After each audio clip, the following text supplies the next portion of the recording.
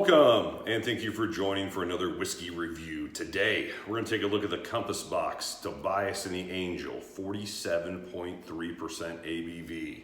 Already removed from the box because it's a little clumsy. Showed Dustin what a flip-top box was earlier to get this out. Comes with a nice shoe tie on the back just in case you need to take it with you. But one of the more, I would say, well talked about Compass Box releases in the last few years. Dustin, would you disagree? Absolutely. Also the most expensive by far. Yeah, how much is this bad boy? These came in at $500 retail, so they were definitely not inexpensive.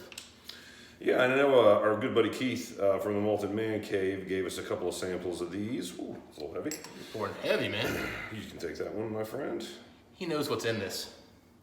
Yeah, so again, Compass Box, not a distilleries, a bottler that will take from different distilleries and kind of put everything together. That's a nice look at the bottle. Again, 47.3% ABV. And Dustin, what's the makeup of this bad boy? So we're about to enjoy roughly 35-year-old Caol Ila and 25-year-old Clynelish.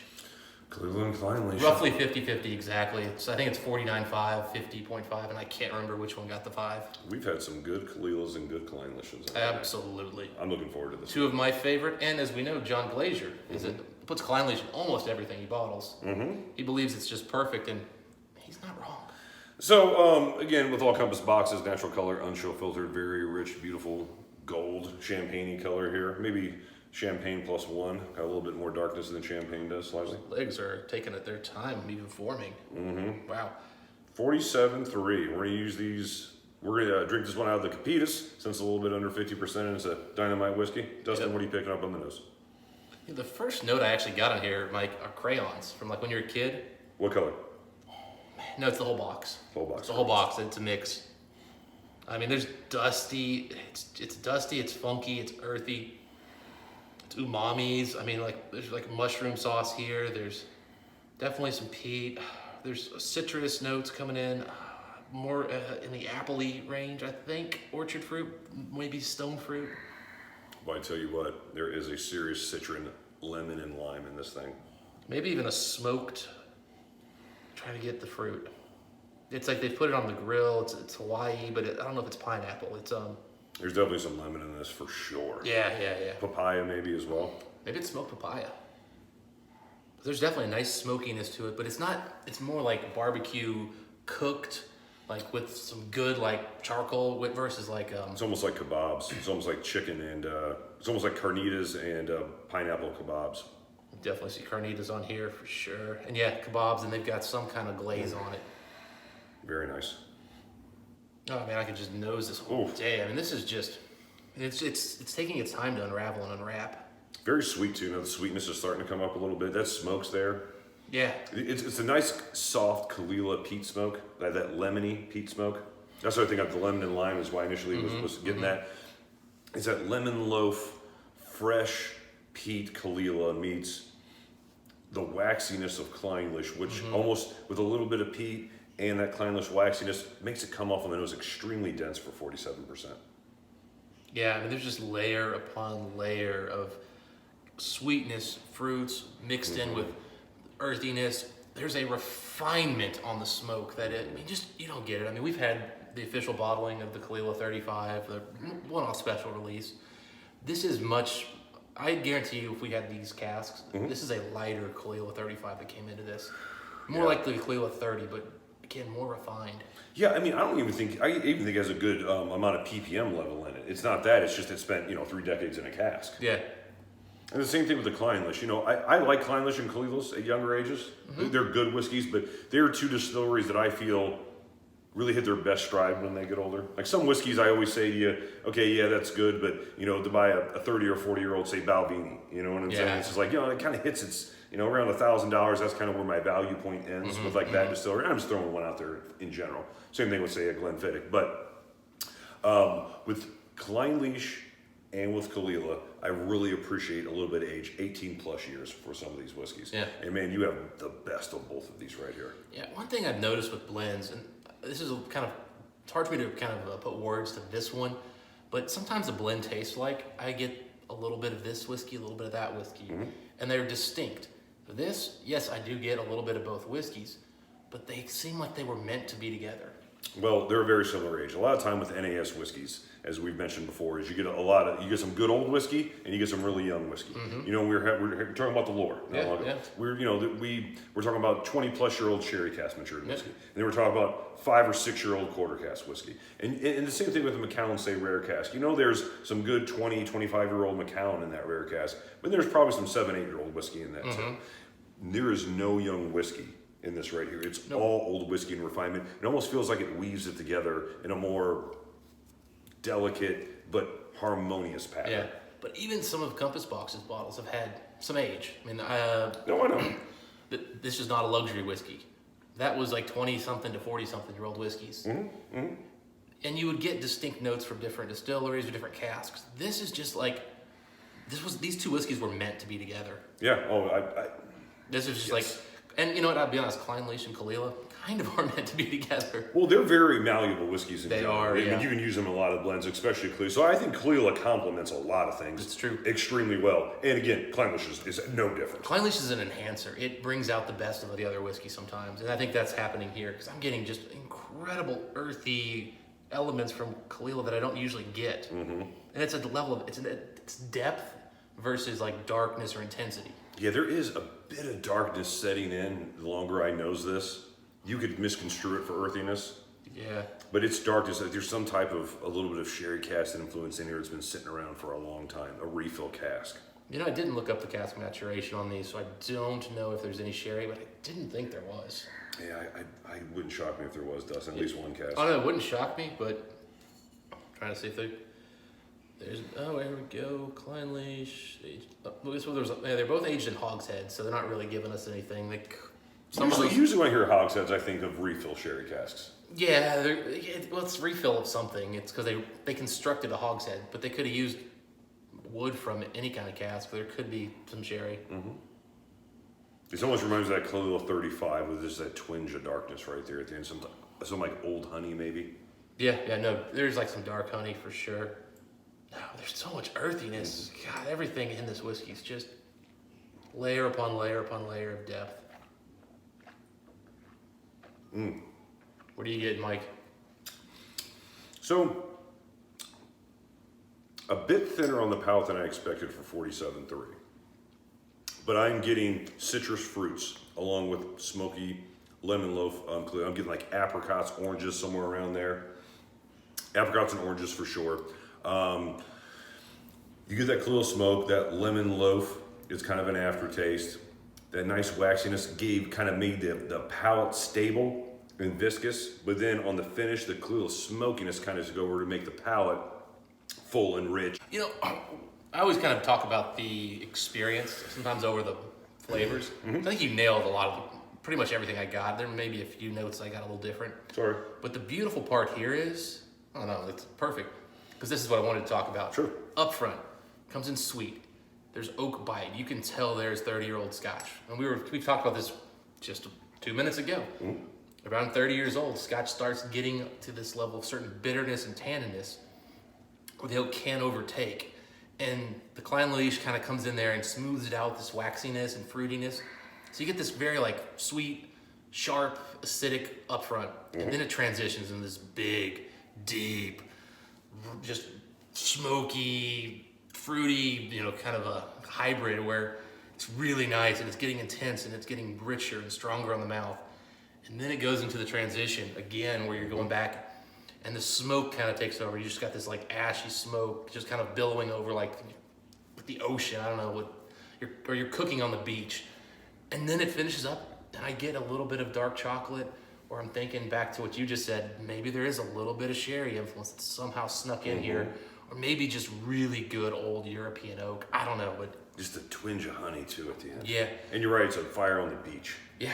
And it's just that, and again, it's 4 distinct little moments where you're like, ooh.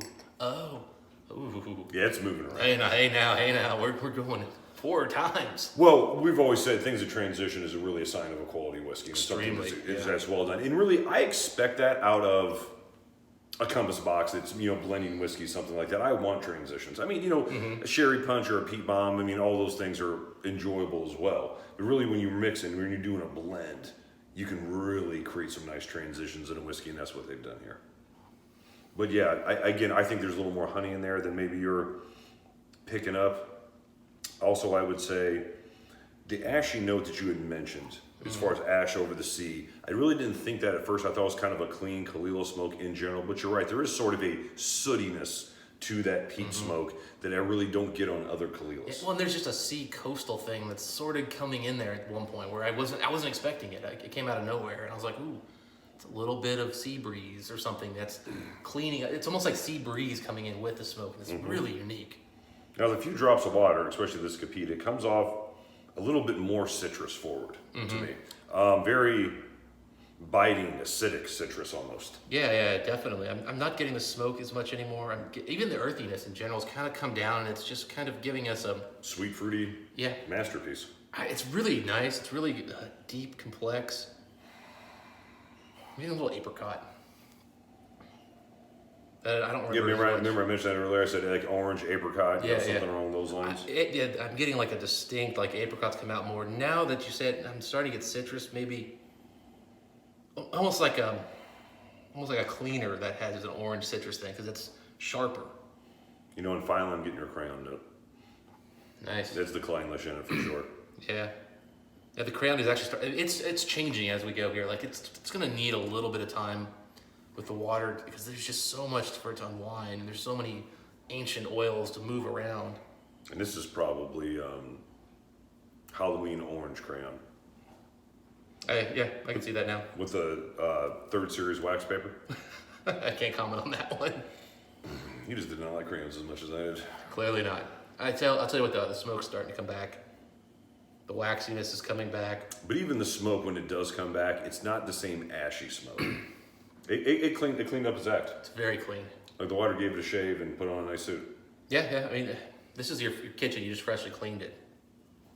Yeah. Oh man, there's waxy oiliness. You can just tell there's like fatty acids in here. And heck, that little drop of water you added, Mike, I'm pretty sure this is like starting to actually get a little bit of fog, and you put very little in there. We got some Scottish mist here, do we? Just a little, yeah. Which is, I mean, again, for how little you put in there is a little surprising. Okay, with a drop of water, as I said, it was sweeter, and you pick up those fruit, those acidic citrus fruits even more. But I tell you what, on the finish, it gets a little bit darker.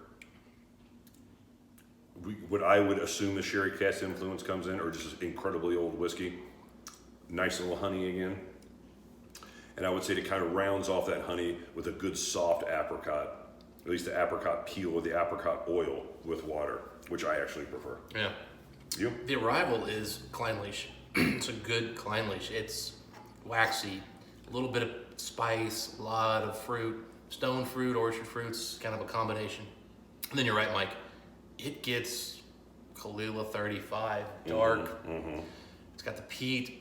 You can forget there's Clynelish there a little bit. Then the finish, I'm not just gonna say honey, but there's like honeycomb. Like they put the comb in there, and like it's got a little bit of breadiness. And now I'm actually getting a nice kind of light, just kind of oaky note that's just clinging on with a little smoke and a little bit of honey. Really nice. Yeah, I would say almost with the honey, there's almost a confectionery aspect to it. It's almost a candied honey. And almost like orange peels are in that honey. Interesting. Yeah, I'm not quite getting it as candied as you are. It's getting more coastal on the nose now too. Yeah, and the salt's there, the brine's there. You know what I mean? I mean, it's 5 layers deep. Like it's not like the dominant thing. I'm almost getting a slightly kind of fishy note. Like, cooked smoked fish. You know what? When you were talking about the bonfire on the seashore, it was kind of like talking about a beach fire. There's almost like lemon and fish on a cedar plank next to that fire aspect to it. And maybe it's tuna. It's a light fish. It's a white fish, maybe mahi, swordfish, something like that. It's definitely something interesting. Yeah, I'm thinking more swordfish just because swordfish is a light white fish, but it's dense. Well, I mean, it's kind of a little pepper on it. Swordfish is kind of almost a red meat, isn't it? It's getting that way. I tell you what, someone has suggested that to me since I was such a steak lover. Yeah. You know what I mean? And we're at a fish, big steak lover. Like, what fish would you suggest? And it was the waiter there, and he's like, try swordfish. He's like, it's dense. You know what I mean? It should be the most steak-like of all the fishes that we had. And I tell you what, I took that guy's advice every time I had him as a waiter after that. Yeah, I know. Beautiful. All right, so where are you at as far as whiskey score on this one, Dustin? I think I'm going a little high here, Mike, but I'm going to go 92. It might be a 91 or 5, but I'm going to stick with 92. Yeah, I'm not quite that high. I've been going back and forth between an 89 and a 90. I would say I'm probably going to go a 90. It came off a little thin on the palate initially to me, even at 47.3. The nose was great, the finish was great, but initially the palate was a little thin for me, even at the 47.3. But it has a ton of taste. It has transitions. All of those things make me want to give it the standard score of a 90, which means this is a really good whiskey, and I'd pay at least $300 for it. Yeah, so you're out with 500 then. Yes. Yeah, see, I'm in at 500. I think this As was a 92, worth it. as a 92 would be. Yeah. I mean, part of me's kind of waffling and wanting to go close for a 91 because of what you said about the thinness. But the 4 distinct transitions, and every one of them, Yes. and every one of them was excellent. And I tell you what, after that first transition, I stopped thinking thin whiskey. I started thinking big, bold whiskey. It's kind of like when we had the Caol Ila 30 versus 35. When we first had 30, I was like, this was incredible. Then I had 35, and I went, oh my goodness. And it was because the 30 actually was a little bit not exciting at the initial upfront flavor. And this one here is a little better. But then what made the 35 so great was when it went to the back and you really got the smoke. It was so bold. This is just like that. Turned down a little bit because we're not talking 60% almost. Sure. But still, that's what makes this one just a phenomenal whiskey. All right, so that's where I'm at. I'm going to give it a solid 90. You're at a 92 out of 100. Let us know what you think in the comments section if you had a chance to try this bottle. Until next time, Dustin, we'll wish the folks. Happy drinking. We'll see you then.